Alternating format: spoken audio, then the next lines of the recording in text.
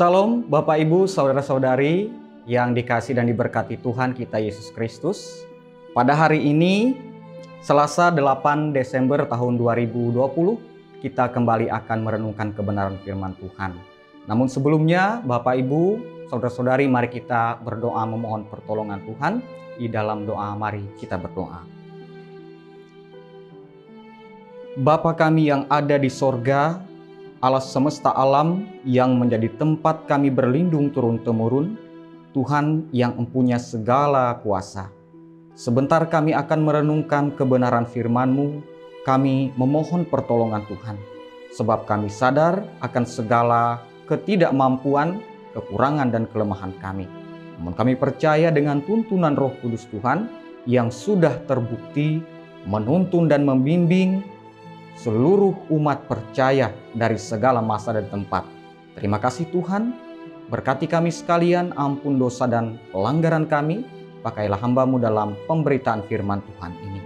Di dalam dan oleh Tuhan Yesus Kristus kami berdoa. Amin. Bapak Ibu Saudara-saudari sidang jemaat Tuhan yang saya kasihi di dalam Tuhan Yesus Kristus, firman Tuhan yang diperhadapkan pada hari ini diambil dari perjanjian baru, yaitu dari Kisah Para Rasul pasal 11 ayat 1 sampai 18. Mengawali renungan kita pada hari ini, Bapak Ibu jemaat Tuhan, saya mengawalinya dengan saya berbagi pengalaman saya waktu ketika masih SMP dulu. Saya pernah bercita-cita ingin punya sepeda motor dengan tipe tertentu, dengan warna tertentu yang pada saat itu tentu tidak muluk-muluk sekali. Nah, tetapi pada saat itu belum ada. Lalu ada sebuah sayembara berhadiah, undian berhadiah yang diselenggarakan oleh salah satu radio swasta pada saat itu, dan kita diharuskan untuk mengirim 2 buah bungkus minuman suplemen energi. Dan saya lakukan itu dengan harapan kita memperoleh sepeda motor tersebut. Tetapi lama-kelamaan sepertinya kita tidak menang dalam undian berhadiah itu. Nah, baru belakangan kemudian Bapak Ibu jemaat Tuhan, saya menyadari bahwa cara Tuhan itu berbeda dengan apa yang kita harapkan. Ekspektasi kita berbeda dengan cara dan pertolongan Tuhan. Karena pada saat saya SMA semester yang kedua, baru saya menyadari bahwa ternyata bapak saya yang mengkredit sepeda motor dalam rangka membantu untuk sekolah ke SMA 1 Tamyang Layang. Nah, Bapak Ibu jemaat Tuhan, baru saya menyadari pertolongan Tuhan ternyata tidak selalu harus sesuai dengan apa yang kita harapkan. Dalam nas kita pada hari ini, Petrus pun belakangan mengerti dan memahami.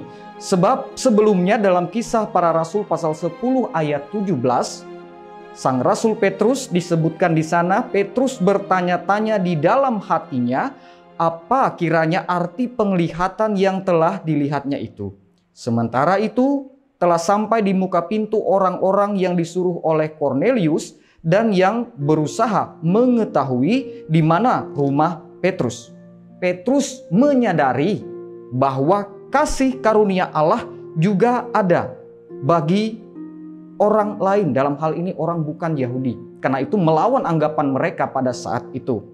Nah, secara nyata Bapak Ibu jemaat Tuhan, kasih Tuhan ada bagi Kornelius, seorang perwira pasukan Italia yang melihat penglihatan dalam bentuk malaikat Tuhan yang menyuruh mengutus orang untuk menjemput Petrus. Dan mereka pun menuruti perintah tersebut. Yang kedua, Petrus melihat penglihatan tentang berbagai binatang haram yang dinyatakan halal oleh Allah sebanyak 3 kali pengulangan. Maka dari 2 hal ini sangat terbukti dan sangat tertuju betapa besar kasih karunia Allah tidak hanya bagi orang Yahudi dan nyata bagi Kornelius, seorang perwira pasukan Italia yang notabene adalah seorang Romawi. Nah, Bapak Ibu jemaat Tuhan yang saya kasih dalam Tuhan Yesus Kristus, artinya kasih karunia Allah yang melayakkan kita, dan Petrus disadarkan bahwa orang lain juga mendapat kasih karunia Allah. Buntutnya dalam perikop kita di Yerusalem, orang-orang Yahudi yang Kristen keberatan atas sikap Petrus yang masuk ke rumah orang-orang yang bukan Yahudi, dalam hal ini disebutkan tidak bersunat, dan makan bersama dengan mereka.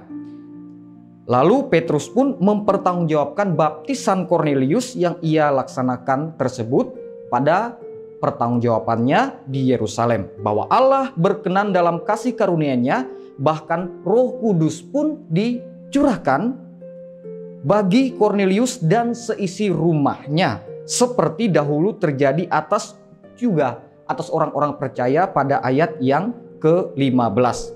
Karena itu kita bersyukur juga bahwa perikop kita pada hari ini berakhir happy ending. Mereka tenang dan memuliakan Allah dan mengalami kasih karunia Allah tersebut yang juga dinyatakan bagi orang-orang yang lain, tidak saja bagi mereka. Bapak Ibu jemaat Tuhan, saudara-saudari yang saya kasihi, mungkin dari perikop kita ini ada pertanyaan kita. Kok bisa orang Kristen seperti itu? Padahal mereka telah belajar ajaran kasih mengasihi dari Tuhan dan mereka telah belajar teladan dari Tuhan sendiri. Banyak sekali Bapak Ibu kita membaca, merenungkan firman Tuhan bahwa Tuhan Yesus bergaul dengan siapa saja dan menyatakan kasih karunia Allah itu bagi semua orang juga. Tapi kenapa mereka yang orang Kristen selama ini menjadi saksi mata, bahkan Rasul Petrus pun yang merupakan muridnya sehari-hari bersama dengan dia, sepertinya tidak menyadari atau salah memahami dan seterusnya. Kenapa terjadi pertentangan seperti ini? Padahal harusnya mereka paham dan sadar. Bapak Ibu jemaat Tuhan, jujur saya pun tersentak. Bahwa bagi saya pribadi, nas ini, keadaan ini pun bisa juga merupakan gambaran kita sekalian saat ini. Apalagi isu SARA, suku, agama, ras, dan antar golongan yang semakin merebak kuat bisa membuat kita menjadi orang yang terus bertanya, bahkan menjadi pesimis terhadap kasih dan mengasihi dari Allah ini. Tetapi sekali lagi firman Tuhan terus mengingatkan kita bahwa kasih karunia Allah yang memampukan dan melayakan kita. Disebutkan dengan sangat baik dalam 1 Yohanes pasal 4 ayat 19, kita mengasihi karena Allah telah lebih dahulu mengasihi kita. Kiranya Tuhan menolong dan memberkati kita, memampukan kita dalam hidup kita untuk terus belajar dan mempraktikkan kasih tersebut dalam hidup kita. Tuhan memberkati kita. Amin. Bapak Ibu jemaat Tuhan, saudara-saudari yang saya hormati, mari kita kembali bersatu dalam doa. Mari kita memohon pertolongan Tuhan. Bapa yang baik, Bapa kami di dalam kerajaan sorga, terima kasih atas kebenaran firman-Mu yang terus dinyatakan dalam kehidupan umat percaya. Tidak saja dalam suka tetapi juga dalam duka. Tidak saja dalam senang tetapi juga dalam pergumulan yang ada. Kami percaya Tuhanlah yang memampukan kami. Karena kami mengandalkan kekuatan kami, tentu saja kami mengakui kami tidak akan pernah bisa mampu di tengah-tengah kehidupan ini. Terima kasih Tuhan, biarlah firman-Mu dapat terus diberitakan, dinyatakan, sehingga pemberitaan firman Tuhan dapat terus terlaksana hanya oleh pertolongan Tuhan saja. Di dalam Roh Kudus memampukan seluruh umat percaya sebagai gereja, sebagai tubuh Kristus, untuk memberitakan firman Tuhan tersebut. Terpujilah nama Tuhan. Kami berdoa juga secara khusus Bapa yang baik, di dalam pergumulan yang tengah dihadapi bersama oleh seluruh umat manusia dan juga oleh gereja, oleh umat percaya tanpa terkecuali, khususnya bagi seluruh warga jemaat Tuhan yang dinyatakan positif dan pada saat ini menjalani isolasi atau karantina. Kami mohon Tuhan menolong kami melalui seluruh daya upaya perawatan dan medis, dan juga secara khusus memampukan dalam iman dan pengharapan, agar kami tidak kalah, agar kami tidak menyerah. Karena kami sadar bahwa pergumulan yang dihadapi ini sungguh begitu berat. Tidak hanya secara fisik, tetapi juga secara psikologis, secara sosial di dalam kehidupan kami. Terima kasih Tuhan, berkati kami sekalian dan biarlah kami dapat menjadi alat di tangan Tuhan untuk menyatakan kebenaran firman-Mu. Terpujilah nama Tuhan di dalam dan oleh Tuhan Yesus Kristus kami berdoa. Amin.